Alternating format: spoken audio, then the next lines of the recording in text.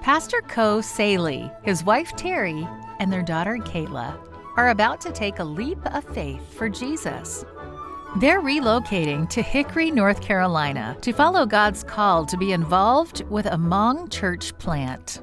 Pastor Ko is a Hmong pastor originally from Thailand, and Terry coordinates Adventist refugee and immigrant ministries in North America. The Adventist Refugee and Immigrant Ministries was launched in 2009 by the North American Division. 2 years later, the 2011 13th Sabbath offering gave it a real jump start with church planting. It allowed a team of church planting consultants from 12 language groups to visit and encourage scattered groups of recently resettled refugee families. Our very early goal in reaching other cultures should be to find the people that God has called and empower them to reach their own people. These consultants organized groups into church plants, mentored their leaders, and connected them with local conferences. They were effective at it, they were respected. People were drawn to God as a result. They were usually church planting effectively, successfully wherever they went. And they also felt a calling to reach their people. With the help of the Holy Spirit, the work began to grow rapidly. The number of language groups doubled. The number of refugee congregations tripled from 57 to 179. Membership quadrupled, and both annual baptisms and tithe grew eightfold. Once they were organized into church plants, they soon began serving their communities. The 13th Sabbath offering enabled us to provide a little travel budget to enable them to go and plant churches in areas where there were no churches, where they had already begun reaching people. They were able to go and minister, to plant churches among small groups, and then they were able to reach their communities, and the work just grew and expanded beyond what I ever would have dreamed.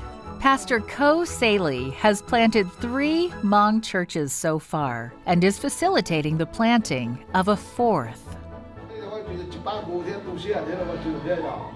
When we start working with the Hmong here in the U.S., it's very challenging because once we become Christian, most of the people, the family will disfellowship you. They consider you as an outcast. They disown you.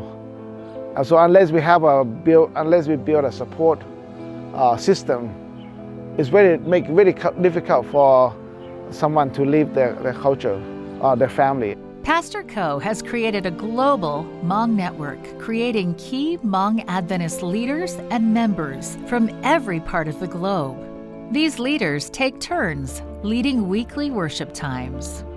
As the Thaise family moves to Hickory, their dream is to establish a church in Hickory and another one in the nearby city of Charlotte.